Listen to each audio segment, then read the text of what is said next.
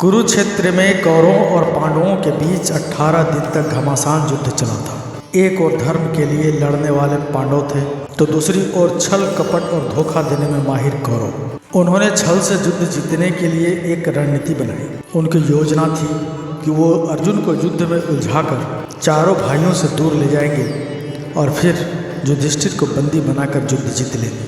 अब युद्ध वाले दिन कौरव सेना की एक टुकड़ी अर्जुन से युद्ध करते हुए उन्हें रणभूमि से दूर ले गई। वहीं गुरु द्रोणाचार्य ने युधिष्ठिर को बंदी बनाने के लिए चक्रव्यूह की रचना की, जबकि पांडवों में सिर्फ अर्जुन को पता था कि चक्रव्यूह को कैसे तोड़ना है। अर्जुन को दूर जाते ही गुरु द्रोणाचार्य ने पांडवों को ललकारते हुए कहा कि या तो युद्ध लड़ो या फिर हार मान लो। युद्ध के नियम के अनुसार युद्ध लड़ना जरूरी था। यदि युद्ध न करते तो भी हार जाते और युद्ध करते तो भी हार निश्चित थी। अब धर्मराज युधिष्ठिर को कुछ सूझ नहीं रहा था कि क्या करें और क्या न करें। उसी समय धर्मराज युधिष्ठिर के सामने एक युवक खड़ा हुआ और कहा, काका से मुझे चक्रव्यूह को तोड़ने और युद्ध करने का आशीर्वाद दीजिए। वह युवक कोई और नहीं बल्कि अर्जुन का पुत्र अभिमन्यु था।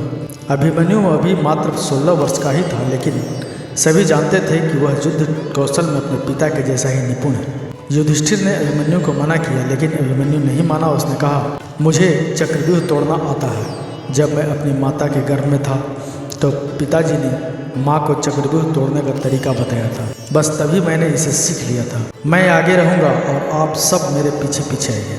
हार मानकर युधिष्ठिर ने अभिमन्यु की बात मान ली और सभी युद्ध के लिए तैयार हो गए। सबसे आगे अभिमन्यु था और बाकी सब उसके पीछे। अभिमन्यु को रण क्षेत्र में देखकर कौरव मजाक उड़ाने लगे कि यह छोटा बालक क्या युद्ध करेगा। लेकिन जब उन्होंने अभिमन्यु के युद्ध कौशल को देखा तो उनके पसीने छूट गए। आगे बढ़ते हुए अभिमन्यु ने दुर्योधन के पुत्र लक्ष्मण को मार गिराया और चक्रव्यूह में प्रवेश कर गया। उसके चक्रव्यूह में प्रवेश करते ही सिंधु के राजा जयद्रथ ने चक्रव्यूह का द्वार बंद कर दिया ताकि चारों भाई चक्रव्यूह में प्रवेश न कर पाए। अभिमन्यु आगे बढ़ता जा रहा था। उसने एक एक करके सभी योद्धाओं को हरा दिया, जिनमें स्वयं दुर्योधन, कर्ण और गुरु द्रोण भी शामिल थे। किसी को कोई उपाय नहीं समझ में आ रहा था। तभी कौरवों के सभी महारथियों ने एक साथ मिलकर अभिमन्यु पर हमला कर दिया। किसी ने उसका धनुष तोड़ दिया तो किसी ने रथ। इसके बावजूद अभिमन्यु नहीं रुका। उसने रथ का पहिया उठाकर युद्ध करना शुरू कर दिया। बड़े बड़े महारथियों के साथ वीर अभिमन्यु अकेला लड़ता रहा, लेकिन वह अकेला कब तक लड़ता। अंत में सभी ने मिलकर उसकी हत्या कर दी और अभिमन्यु वीर गति को प्राप्त हुआ।